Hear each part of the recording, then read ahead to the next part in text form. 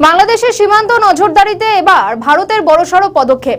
সীমান্তের দুর্গম এলাকাগুলিতে যেখানে কাঁটাতারে বেড়া দেওয়া কঠিন, সেখানে অবৈধ অনুপ্রবেশ ও চোরাচালান ঠেকাতে কুমির ও বিষধর সাপের মতো প্রাণী ছাড়ার একটি বিতর্কিত পরিকল্পনা গ্রহণ করেছে ভারত।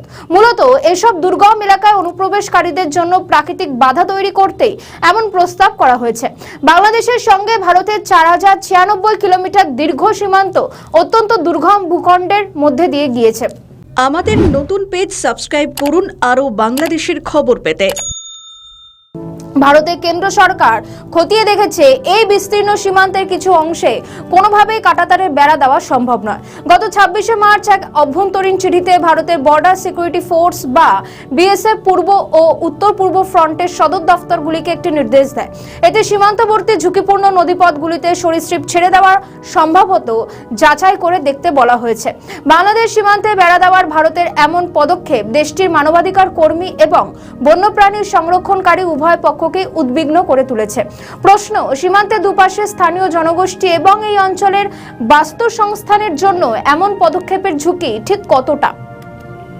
কেন ভারতের সীমান্ত রক্ষী বাহিনী হিংস্র বন্যপ্রাণী মোতায়েন করতে চায়? ভারত বাংলাদেশ সীমান্ত পশ্চিমবঙ্গ, ত্রিপুরা, অসম, মেঘালয়, মিজোরামের কাছ দিয়ে গিয়েছে।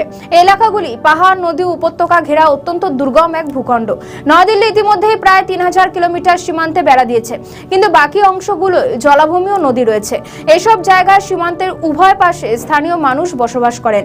সাম্প্রতিক এক চিঠিতে বিএসএফ তাদের ইউনিটগুলোকে নির্দেশ দিয়েছে যেন তারা নদীপথের ফাঁকা জায়গাগুলোয় সরীসৃপ ব্যবহারের বিষয়টি গুরুত্বের সঙ্গে দেখে। কর্মকর্তাদের নির্দেশ দেওয়া হয়েছে তারা এই বিষয়ে কি ব্যবস্থা নিলেন তা যেন দ্রুত জানাতে হবে। নর্থ ইস্ট নিউজ নামের একটি আঞ্চলিক সংবাদ মাধ্যমে এটি প্রথম প্রকাশিত হয়। ভারতের স্বরাষ্ট্র মন্ত্রণালয় গত বছরের প্রতিবেদনে বিএসএফ এর কার্যক্রমের প্রশংসা করা হয়েছে। এতে বলা হয়েছে অত্যন্ত দুর্গম এলাকা হওয়া সত্ত্বেও বিএসএফ নিষ্ঠার সঙ্গে দায়িত্ব পালন করছে। সংস্থাটি বাংলাদেশ থেকে অবৈধ অনুপ্রবেশ ও সীমান্ত অপরাধ দমনে সক্রিয় রয়েছে। প্রতিবেদনে আরো বলা হয়েছে নদী বা নিচু এলাকা, সীমান্তের খুব কাছে বসতি, জমি অধিগ্রহণ সংক্রান্ত ঝুলে থাকা মামলা এবং সীমান্তবাসীর প্রতিবাদের কারণে নির্দিষ্ট কিছু জায়গায় বেড়া দেওয়ার কাজ ধীর গতিতে চলছে।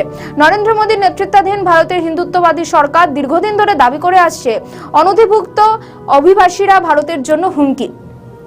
তারা মনে করেন এতে ভারতের জনতান্ত্রিক কাঠামো বদলে যাচ্ছে। মানবাধিকার পর্যবেক্ষকদের মতে মোদী সরকার এই যুক্তি ব্যবহার করে দেশটির ধর্মীয় সংখ্যালঘু, বিশেষ করে পূর্ব উত্তর পূর্বাঞ্চলের বাঙালি মুসলিমদের হয়রানি করছে। 1947 সালে দেশভাগ বাংলা অঞ্চলকে দ্বিখণ্ডিত করলেও সীমান্তের দুপাশের মানুষের সাংস্কৃতিক ও জাতিগত শিকড় এখনো একই রয়ে গিয়েছে। বন্দুকের মুখে ভারতীয় মুসলিমদের বাংলাদেশে ঠেলে দেওয়ার অভিযোগে বিএসএফ এর কর্মকর্তারা এর আগে বেশ কয়েকবার গণমাধ্যমের শিরোনাম হয়েছেন। ভারতে অনধিভুক্ত অভিবাসীর সংখ্যা কত তার কোনো সঠিক পরিসংখ্যান নেই। এ মাসে নতুন আদমশুমারি শুরু হয়েছে। এর আগের হয়েছিল 2011 সালে। মানবাধিকার কর্মী হর্ষ মান্দার বলেন, অনধিভুক্ত অভিবাসীর সংখ্যা বাড়লেও ভারতের উচিত ছিল বাংলাদেশ সরকারের সঙ্গে আলোচনা করা বা বিচার বিভাগীয় প্রক্রিয়া অনুসরণ করা। তা না করে ভারত তাদের মোকাবিলায় বিচার বহির্ভূত পদ্ধতি বেছে নিয়েছে। আমাদের নতুন পেজ সাবস্ক্রাইব করুন আরও বাংলাদেশের খবর পেতে।